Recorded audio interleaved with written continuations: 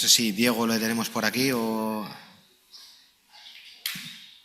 Bueno. Estaba buscando a Diego López, que es el otro ponente, para la mesa, pero bueno, debe estar teniendo una llamada telefónica, entonces si quieres, Raúl, iniciamos. Que venga ahora. Está con una urgencia cazadora, me transmiten, relacionada con lo que ha contado hoy aquí, o sea que se lo disculpamos. Bueno, pues así, para romper el hielo, yo le voy a preguntar a Felipe un tema que siempre me ha causado mucha curiosidad, que es el tema de los montes de socios, esa figura jurídica que me imagino que también Rodrigo conocerá bien, porque en Soria también, digamos que han sido los precursores de todo esto. ¿Se lo recomendarías a algún municipio que pudiera estar en la misma situación que estaba esto? ¿O es algo tan tedioso que al final dices, no sé si ha merecido la pena todo el esfuerzo empleado en crear este monte de socio? Bueno, eso, sí. A ver, yo se lo recomendaría, sí, pero, y ya hay ejemplos, en Extremadura ya hay más montes de socios, no es el único, hay más, que se han organizado con diferentes medidas, y se lo recomendaría, pues va a depender bastante del resultado del proceso de validación de la ordenación. Quiero decir, ha tenido cosas positivas, que es, o sea, uno de los problemas que tiene el sector forestal es que cualquiera que no está en nuestro sector piensa que esto no va con él. No va con él porque o es de un gran propietario y el propietario sabrá, o es de un micropropietario y para media hectárea que tenemos en Herbás, pues que me da más guerra que lo que tengo que hacer, o es el monte público y eso el alcalde o la alcaldesa ya se encarga. Lo bueno de tener los montes de socios es que todo el mundo se siente interpelado, porque todo el mundo es copartícipe, copropietario de una propiedad global y todo el pueblo, hoy todo el pueblo se siente propietario forestal. No le hacen mucho caso porque lógicamente lo que le interesa en el Valle del Jerte son las cerezas, y eso es muy legítimo y es mucho más importante, pero el monte es de todos y hay una cierta cultura forestal, que eso es un cambio radical con respecto a hace 8 años.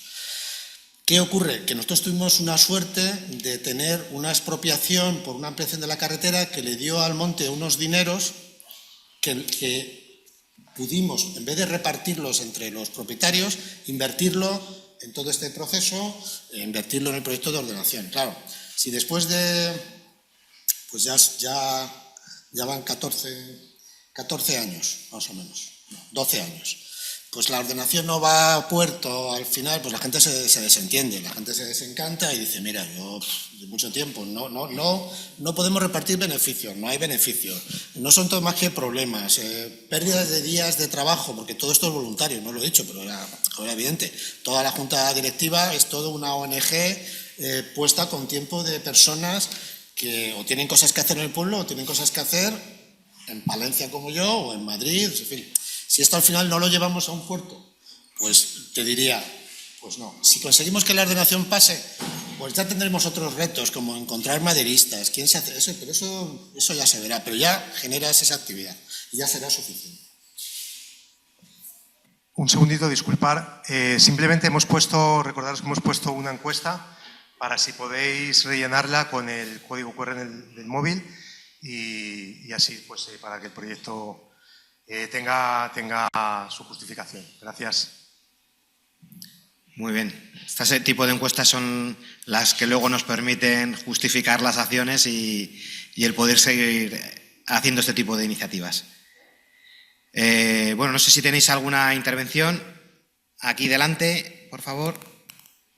A Iván Muñoz.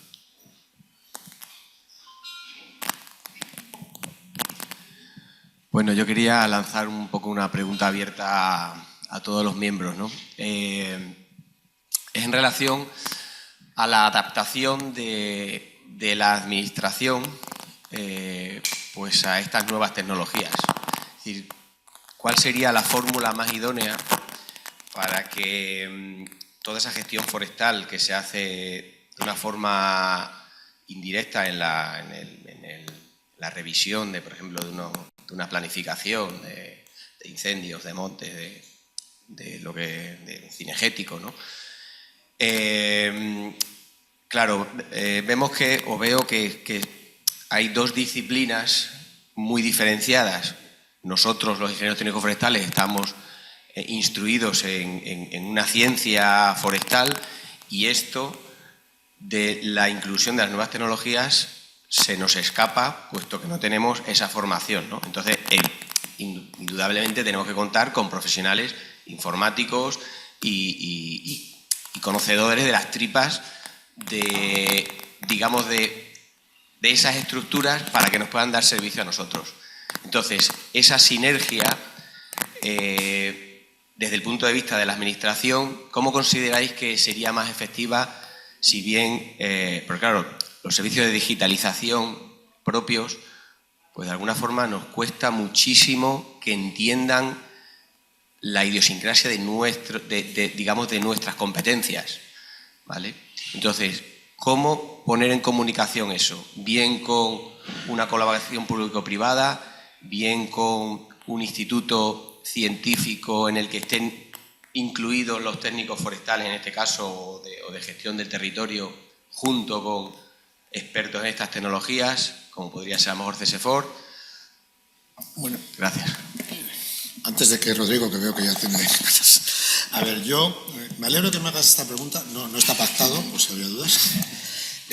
A ver, yo creo que esto va más atrás, no es la administración, no es unos propietarios, esto es la formación de los forestales.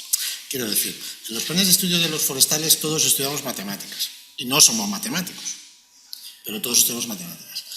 Hoy todos deberíamos estudiar, o todos los que están estudiando, deberían estudiar unos fundamentos de programación, y eso brilla por su ausencia en todas las escuelas, o prácticamente todas, para poder interactuar, no para ser un gran programador, sino para poder interactuar con otras profesiones. Y dejar de ser usuarios de tecnologías que desarrollan para otro objetivo y que luego nosotros tenemos que medio apañar para lo nuestro. Eso sería lo primero. Hay másteres, hay microcredenciales, hay formas de reciclarse y hay que conocer que esto es así. Cuando yo estudié, me acuerdo que mis profesores decían, ya no vais a ser ingenieros como los de verdad, porque tenéis una calculadora encima de la mesa, bueno, aquí está Ana, que era compañera entonces, y entonces ya esto, ¿dónde está la regla de cálculo?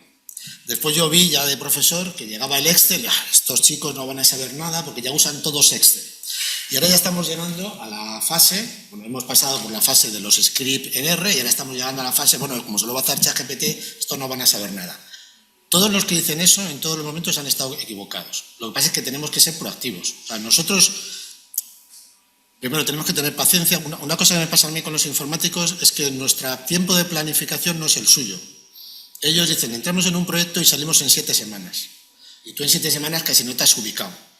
Y eso me ha pasado. Entonces yo me paso el día explicando a estos compañeros lo que es el área basimétrica. No sé cuántas veces lo he explicado ya, ¿eh? O sea, porque ellos tienen una forma de trabajar que es nos vamos y ahí te quedas con el producto. Pero bueno, eso también se aprende y aprendes a interactuar. O sea, yo creo que hay que ser proactivos, entender su trabajo, hacerles entender nuestras necesidades y al final pues habrá que buscar colaboraciones público-privadas, encargos a empresas, colaboraciones con universidades, no sé, hay que ser imaginativos. O sea, una organización no va a poder tener todos los expertos de todo, pero sí tiene que tener, sobre todo en su liderazgo, la posibilidad de ver todas las oportunidades e implementarlas. Y luego los que lo tengan que hacer, a pie de obra, pues también tener la mente abierta, porque las cosas ya no se van a hacer como se hacían. Pero bueno, estas jornadas son parte de eso. Bueno, no sigo, que hable... Bueno, a ver, es muy interesante lo que has preguntado. Y voy a intentar ser lo más políticamente correcto posible. Estamos totalmente de acuerdo con Felipe que hay un gap ahí importante de formación en el funcionariado, o no funcionariado, sino los técnicos. No tenemos que perder de vista que las administraciones forestales en las comunidades autónomas es que sois gestores y se os está pidiendo trabajar como si estuvierais trabajando en que el Corte Inglés hace un software propio para su funcionamiento interno. Y como no sois el Corte Inglés, tenéis muchísimo más trabajo que hacer. Y también estáis muy condicionados por los perfiles de plantilla de las bolsas de empleo, de cómo son los perfiles de los informáticos que están en los servicios propios, ¿no? Que no quiero que suene mi comentario mal para nada, pero que muchas veces no coinciden con los perfiles que se necesitan para desarrollar el software que necesitáis. no quiero que suene mal, pero es que la solución es que no lo tenéis que hacer vosotros. Es que vosotros tenéis que plantear los estándares de la información que tenéis que recibir y que tenéis que, con la que tenéis que trabajar. Pero para eso hay un tejido de empresas en España, precisamente además que hay que estar orgullosos del nivel de las empresas IT en España, que tienen que trabajar para las administraciones. Voy a poner un ejemplo para que se entienda bien, porque además esto en Galicia, por ejemplo, lo están haciendo muy bien. Si, por ejemplo, lo que ha presentado ahora Diego, que hemos desarrollado el precinto digital, pues a lo mejor una administración lo que tiene que decir es al sector privado. Las aplicaciones que tienen que existir para los gestores de cotos y los cazadores tienen que meterme a mí en la administración la información así, así, así, así, todos los días a las 12 de la noche.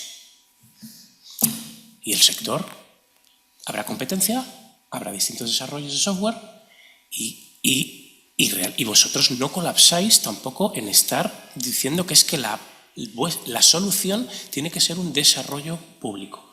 Evidentemente, ahí entramos con problemas normativos, con cuidar mucho el tema de la protección de datos, con el tema de la tramitación electrónica del desarrollo de software, etc. Pero hay que avanzar en eso. En APIs de integración, igual que la Comisión Europea ahora con el tema de UDR también, ponen su herramienta para el que la quiera utilizar, pero si hay otras herramientas que cumplen, esas herramientas tienen que meter la información a la Comisión tal y como la Comisión quiere. Para mí el camino es ese. Pero para mí hay un problema de escala. Quiero decir, si tú haces eso, las empresas no van a competir por el mercado de los cotos de caza en 17 comunidades autónomas con 17 estándares, porque no les trae a cuenta, porque compites y al final vas a perder casi siempre y vas a ganar una vez. O sea, tiene que ser una cosa más colaborativa y eso choca con la forma en que se hacen los contratos por la ley del Estado. Es decir, se pide un pliego de condiciones de algo que no está claro cómo tiene que ser. Entonces es muy difícil. Cuando esto, el Corte Inglés tampoco lo hace el Corte Inglés, busca una empresa y la empresa es, vamos a hacer un diálogo, la empresa, el que lo encarga, y en ese diálogo vamos definiendo la solución y al final pues, se pagará de tal manera. Eso la administración lo tiene difícil, porque tiene que decir, no, esta obra, hacer este software, tiene estas condicionantes, esto es lo que quiero. Y muchas veces se sabe lo que se quiere cuando se va avanzando en el desarrollo. Y entonces ese es un problema que está complicado. Las dos soluciones tienen sus problemas. Lo que está claro es que algo habrá que hacer. O sea, yo creo que el sector forestal no se puede dar al margen de toda esta ola de tecnología. Porque si no, lo siguiente es que los gestores forestales pues van a ser los encargados de ejecutar las cosas que decidan otros. Entonces hay que estar ahí, la dificultad pues depende que las empresas les compense estar en 17 mercados, que por ejemplo está la política de compra innovadora que está ahí puesta, pero no aplica a nadie, pero eso es una de las opciones, hacer compra innovadora, es decir, que ahí ya te puedes saltar muchos aspectos, pero no lo hace nadie, Entonces ahí eso hay que moverlo. Perdona, César, Ricardo. Y también un comentario que cual es muy poco informal, pero las administraciones forestales en España tienen que dar más valor al coste. Es decir, que esto es caro.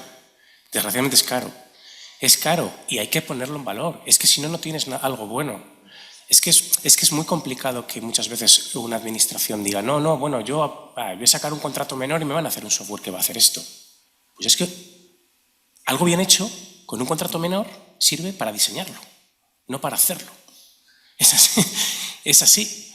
Entonces, hay que poner la carne, hay que apostar por ello y eso también son euros.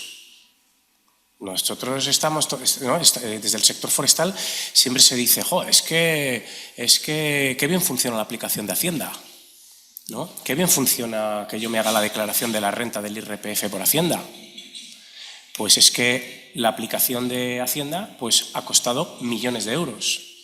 Y una administración regional forestal se gasta igual 30.000 euros en una aplicación que probablemente sea igual de importante para esa comunidad autónoma. Nada, yo solo añadir un poco, al menos bajo nuestro punto de vista, donde se están encontrando las mejores sinergias y soluciones, digamos en el caso de la entrada de la administración ha sido a través de compra pública innovadora y soluciones de ese tipo, donde al final también se crea mucho consorcio, porque yo igual, en el mundo de la empresa hace falta al final conjugar ahí a un montón de expertos en de todo, desde drones, informática, expertos en la materia, en el monte o en lo que tratemos, y en multitud de cosas que aparentemente no, o inicialmente ni lo sabías que iban a ser necesarias. Y por ahí es por donde al menos están, bueno, pues creándose cosas. Pero bueno, los contratos estos, digamos, de desarrollo de software, también estoy contigo, que yo creo que es también falta de conocimiento, de saber lo que es.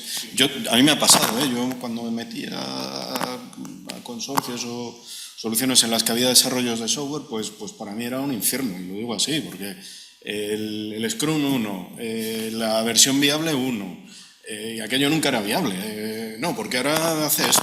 Joder, pues perfecto. Y al final parece ser el cuento de nunca acabar. Y eso es así, es que es la realidad. En un desarrollo de software es así. Y el cliente al final, o la administración a veces también piensa que la estás un poco como toreando un poquillo. Porque dices, joder, esto nunca termina de funcionar y igual es también educación y conocimiento. No se trata que la administración tenga que haga solo este mismo, que somos siempre los de bricomanía, pero entiéndalo usted.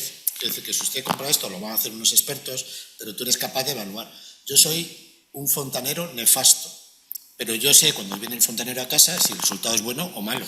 Pero yo como fontanero no valgo, pero valgo porque entiendo, o sea, el agua tiene que salir, no tiene que gotear, yo entiendo. Pues esto es lo mismo, nosotros como forestales tenemos que ser capaces de controlar. No que te doy el proyecto, pues acabó el plazo y hasta luego. No, es que yo ya te dije al principio que por aquí no íbamos bien. No sé por dónde había que ir, pero por aquí no.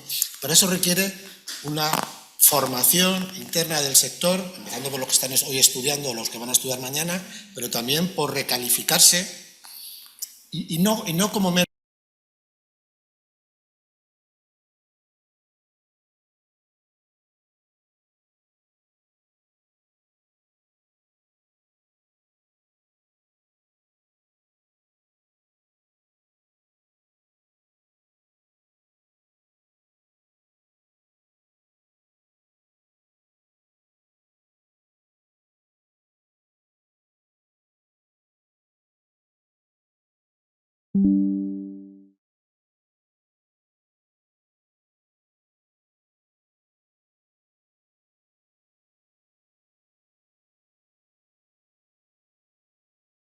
Dinero. Entonces, también hay una falta de profesionalización en entender, en cuanto a plazos y presupuesto, en qué consiste que un proyecto de software funcione. Y no es que el software funcione. Es que para que un software se implante, todo lo demás es mucho más importante que el desarrollo del código. Y también, relacionado a la parte económica, si os habéis dado cuenta, en todas las presentaciones que tenemos todos, estamos llenos de loguitos. ¿Por qué qué? Porque esos proyectos muchas veces están financiados por proyectos europeos, ¿no? Por proyectos que empiezan y acaban. Y cuando acaba el proyecto, ¿cómo se financia la digitalización de la administración forestal o de la gestión? Se acabó el dinero. Ahora está llegando mucho dinero a las administraciones autonómicas para la digitalización. Por favor, no hagáis nada que luego se vaya a caer. Es fundamental que se entienda como gasto corriente. No como un dinero que llega ahora para hacer una cosa que es mágica, que aparece y que ya queda ahí. Es que no queda. Es que o alguien dice precinto digital de caza, o tienes claro que durante los próximos 10 años vas a poder financiar evolutivos, mejoras, evolutivos a cambios normativos, a que los usuarios te están pidiendo cosas distintas. Esto hacía esto, este software, ahora hay que hacerlo así. O el software morirá. Al final es como tener un niño, ¿no? O sea, que no es solo tenerlo, sino que hay que mantenerlo en el tiempo. Y eso es lo que pasa con muchos proyectos de este Y que no se vaya de casa estilo. nunca. Mira, cosas tan triviales como las versiones Android.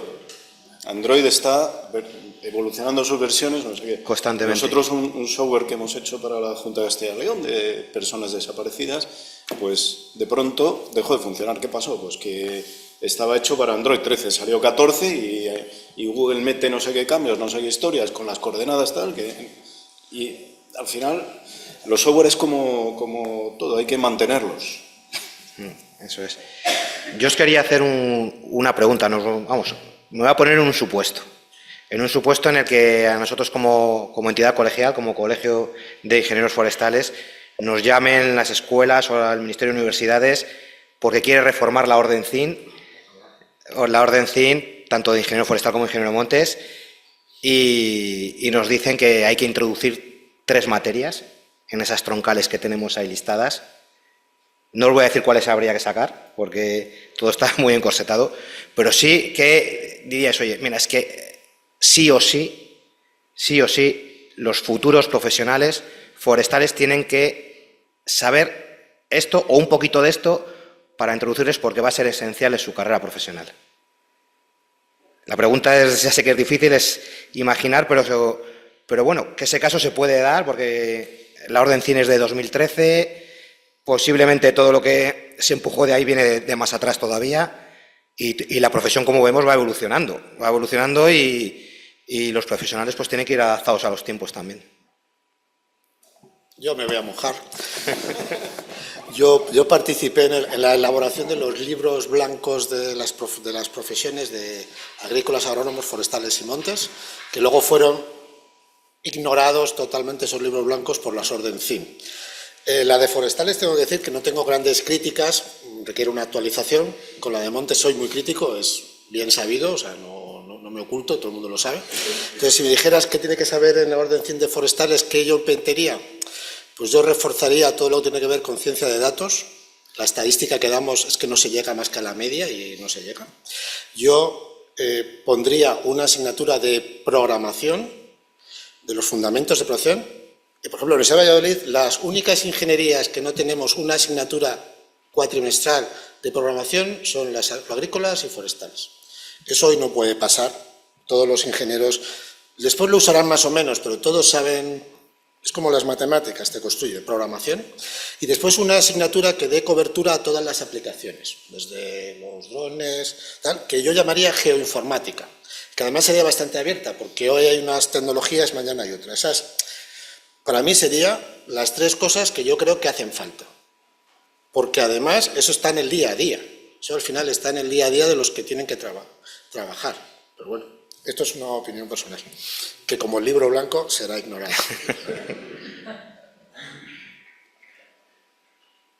Yo estoy muy de acuerdo con él, pero bueno, igual yo y ya no hablo de forestales solo, sino un poco de gente con la que entro a trabajar, y también lo digo un poco, igual por deformación así, metería también desde primero algo que fuese como lo que llamaban yo no sé si sigue la misma asignatura, oficina técnica, se llamaba de tercero, pues yo lo llamaría gestión de proyectos, pero desde primero. Y que toque un poco la gestión de proyectos, bueno, forestales, pero también TIC, que ahora están tan integrados y son tan diferentes. De esto hemos hablado, que acabamos entendiendo los informáticos, y creo que eso sería muy bueno, vamos, y ya está. Listo. Ya, pero esa asignatura existe, o sea, porque todas las escuelas tienen una asignatura de proyectos. Sí. Otra cosa es el enfoque que se le dé, o sea, pero ese contenido debiera estar. Lo que pasa es que, claro, cada escuela, cada profesor, o sea, cada uno lo enfoca como... Es muy diferente, pero ese contenido está.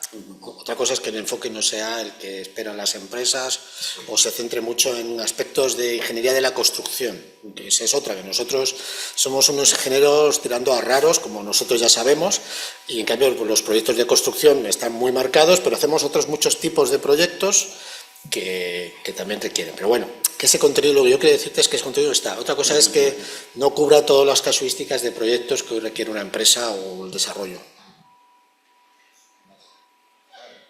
No, bueno, yo de esto sé mucho menos que vosotros, pero lo que comenta Felipe en la ciencia de datos, casi más efectivamente como base que la programación, en cuanto que la programación luego la vas a necesitar para trabajar con datos. Pero es que hay un problema de base muy grande en entender que es que no se puede trabajar en ninguna disciplina de los relacionados a las ciencias de la tierra, ya no hablo solamente de gestión forestal, en donde no entendamos que el dato es digital. Es que no se supera el concepto de entender que un plan de ordenación, un plan cinegético, un plan de prevención, un plan local de prevención contra incendios forestales no puede ser un documento.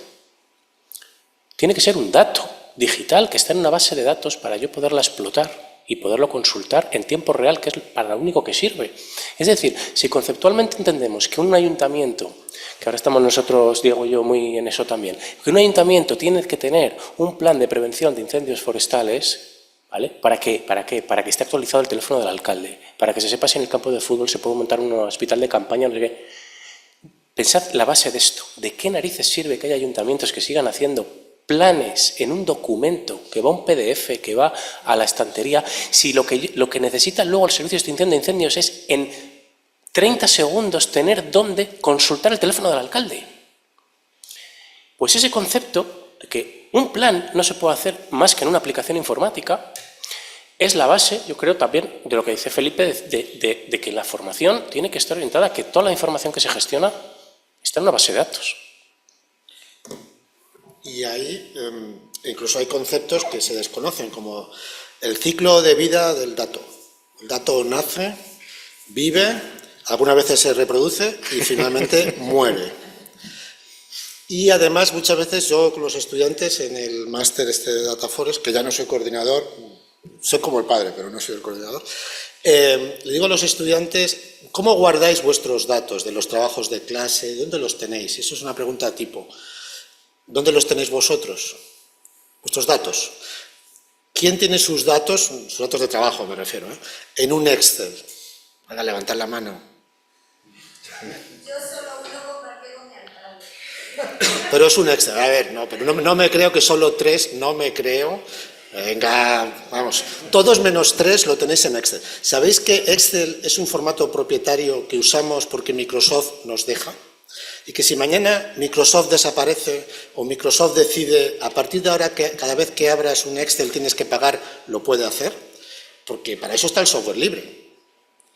Pero para usar software libre hay que ser un poquito más elevado, o sea, pues claro, te lo ponen fácil, pero estás cautivo. Y ahora mismo nos están llevando a eso, cuando desde el año 71, que no es antes de ayer, desde el año 71 existe un formato que se llama CSV, o separado por comas, que es estándar, universal y abierto. Conceptos como ciclo de vida del dato, código abierto, formatos en abiertos, tendría que estar en el ADN de un ingeniero forestal de hoy, porque si todo tiene que ser digital, tiene que ser unos estándares que no dependamos de multinacionales que ni siquiera el presidente de nuestro gobierno puede llamar al director de esa empresa y decirle, oye, que me estás cerrando el acceso a toda la información del país. Entonces, si no sabemos eso, porque no lo sabemos, estamos muy mal. Entonces, ya solo eso, es que tiene que haber esos conceptos desde muy pequeñitos para poder llegar al final a plantearse cosas. Muy bien, pues si no tenemos ninguna pregunta más, creo que vamos con Yo tenía puntualidad. una para a Diego. Bueno, venga, Diego, la quería sí. haber hecho antes, pero con las prisas del café y tal. Los de la mesa no nos ayudaban. Nada, yo aquí he venido a incendiar. No, era un poco para que me contaras qué hacéis en caracterización de los ríos. Que no me ha quedado muy claro si te referías a ribera o a la lámina de agua, etc. Mira, lo que hacemos es capturar el dato y el objetivo final normal muchas veces va orientado a caracterizar ribera, elementos azules, obstáculos, vegetación, márgenes, edificaciones. Está orientado a eso, fundamentalmente. O sea, riberas. Sí. Iba más por la lámina de agua, si hacéis algo No. de, yo qué sé. En lámina de agua, miento un poquito. Sí que estamos haciendo algunas cuestiones de batimetría con drones también, que no lo comenté en la charla, es que hay tantos elementos. Y llevamos ya algún tiempo haciendo batimetría en ciertas zonas, en pantanos, en algún curso de agua. Lo que pasa es que ahí el tema de la corriente pues es bastante limitante en cuanto al efecto. Claro, suponía, porque es bastante interesante. De hecho, desde las administraciones incluso están interesadas en ver el fondo, ¿no? El desarrollo, y esa lámina de agua a veces es un problema, ¿no? Hay también unos modelos de LIDAR, de banda roja creo que se llaman, que también penetran en el agua, porque el LIDAR, el que todos conocemos, el agua es opaca para el LIDAR. Pero hay unos modelos, unos concretos que sí que penetran algo, pero bueno, tampoco mucho, medio metro o así. Pero bueno, son carísimos y tampoco ofrecen un rendimiento muy grande y eso. Gracias. Tenemos una pregunta más ahí o un comentario.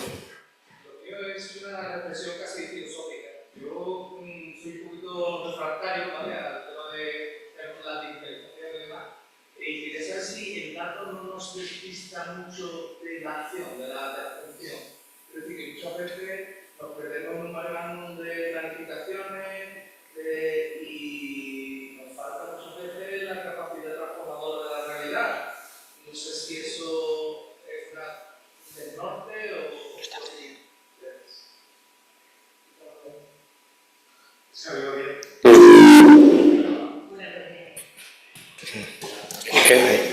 Yo creo que el dato, estamos hablando del dato digitalizado, pero no hemos creado nada nuevo, porque el dato ya existía, por lo tanto no. Por lo tanto, es lo que sí que creo que vas por una cosa que yo también comparto, y es que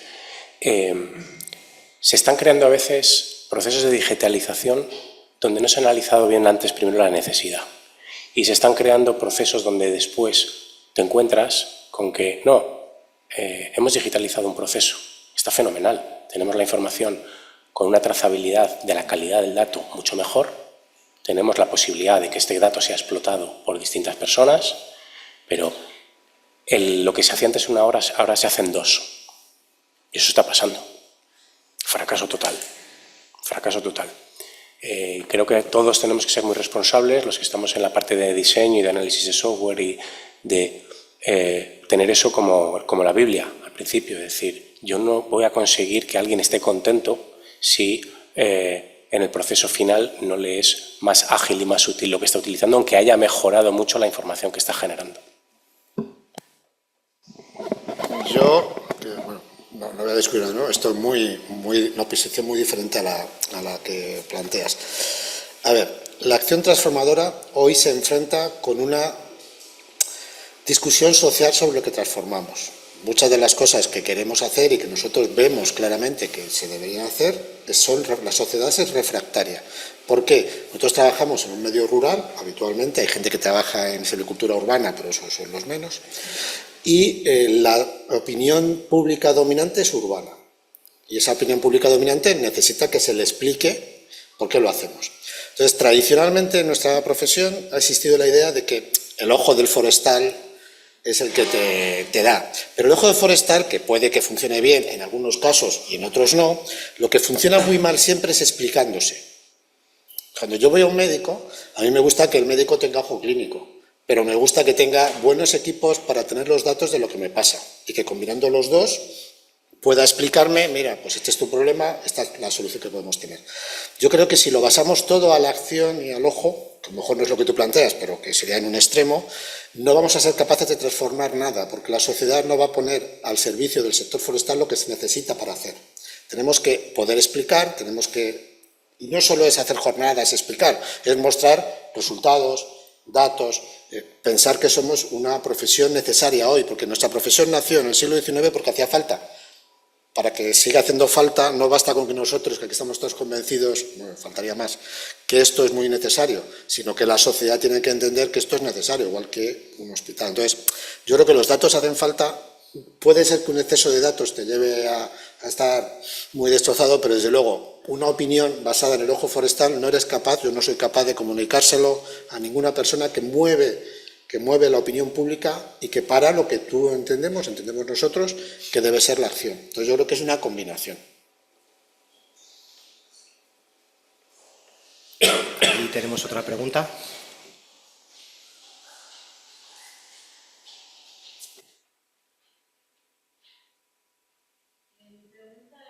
A Diego. A ver, el tema de la aplicación me ha parecido, la verdad, que una muy buena solución para evitar que haya ilegalidad en el tema de la caza y quizá que haya menos polémica con el tema ecologista y demás. Pero bueno, yo hasta hace unos meses era alumna de la Universidad de León, de Ingeniería Forestal y Ciencias Ambientales, y conozco un poquito pues la zona. De hecho, me ha llamado muchísimo la atención que tuvieras 144 cotos en Salamanca, pero solamente 6 en León. De todo esto, lo que me llama la atención es el tratar un poco de implementar algo que es tecnológico en una zona con población muy envejecida y también con un éxodo rural, sobre todo de personas jóvenes, muy grande, y que quizá por mucho que queramos intentar enseñar a las otras personas a utilizar esta tecnología, quizá nunca sean capaces de utilizarla, y también que viendo que muchas personas están en contra, que no les ha gustado todo esto, quizá que pueda haber un efecto rebote y haya mucha más ilegalidad, o incluso que se refine un poco la forma de cazar de manera ilegal. No sé si me he explicado bien. Bueno, has soltado muchas cosas. Voy a intentar responderte por partes. Bueno, yo creo, o bajo mi experiencia, toda persona que ha querido utilizar la aplicación de forma correcta lo ha conseguido. O sea, la aplicación no tiene nada claro para ti, para mí, ¿no? Pero realmente, antes lo comentaba con Rodrigo, en la feria de Almazán, bueno, una feria que se hace local en Soria tal, venía gente con 80 años, concretamente una persona, y traía su móvil y él lo desbloqueaba, sacaba su aplicación, la abría, ponía su DNI, ponía su contraseña, entraba, o sea, hacía todo el proceso, ¿sabes? Y él me decía, lo único que quiero es que me digas si lo estoy haciendo bien. Y lo hacía bien, ¿sabes? O sea, porque evidentemente a lo mejor le ha costado 1 hora, 2 horas, pero al final lo hacen bien, ¿sabes?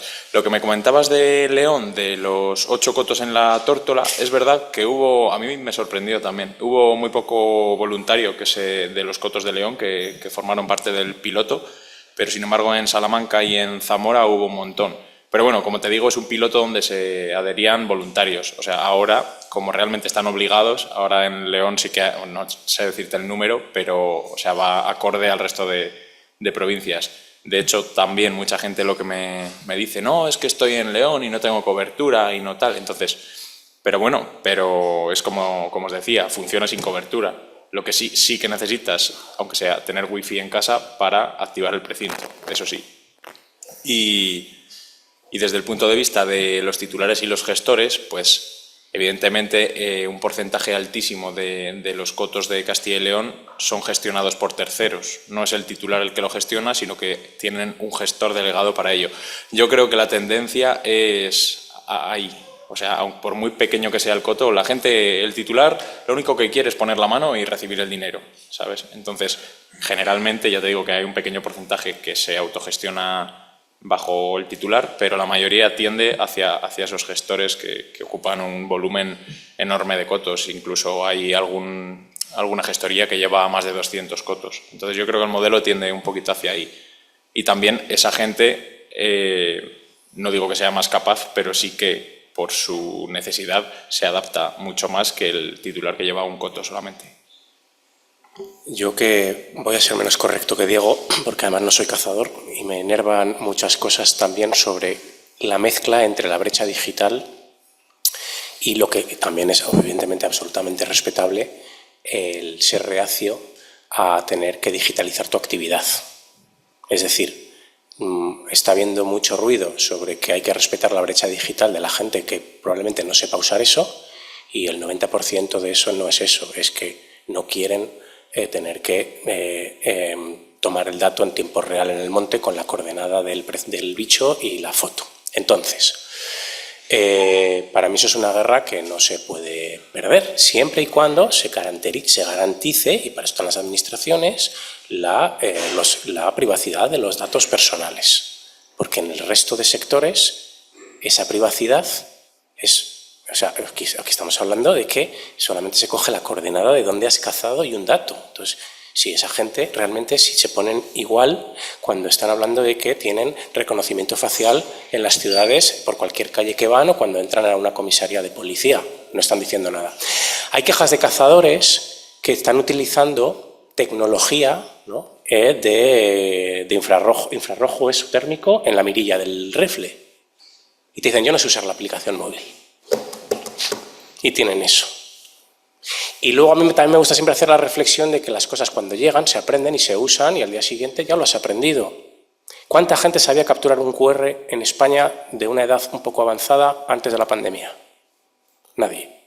¿Cuánta gente dejó de ir a un restaurante porque ya el menú o la carta no estaba en papel y tenías que capturar el QR que estaba en la mesa?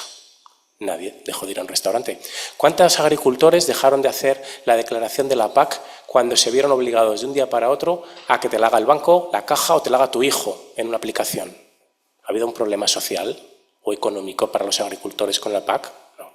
Por lo tanto, hay que hacerlo bien, pero se ha politizado mucho el tema de, que además tiene un término, ¿no?, de la dictadura digital. Tiene ese término de que vivimos en una dictadura digital. Pero si lo que buscamos es mejorar la información para nuestra gestión y si buscamos mejorar un inventario forestal, solamente va a llegar por parte de la digitalización. Pues así en todo, ¿no? Muy bien. Pues ahora sí, antes había dicho con puntualidad británica que habíamos terminado, pero no, nos hemos pasado un poquitín, pero bueno, veníamos ya con un pequeño retraso acumulado. Vamos a hacer aquí una pausa para la comida, 1:30, que era lo que teníamos planificado, con lo cual a las 3 en punto volvemos aquí para continuar con el bloque 2, que será esta tarde. Así que lo dicho, muy interesante. Muchas gracias a los ponentes por esta mañana, que creo que ha sido un buen arranque de Red Foresta y esperemos que nos sigamos viendo por estos tipos de jornadas. Gracias.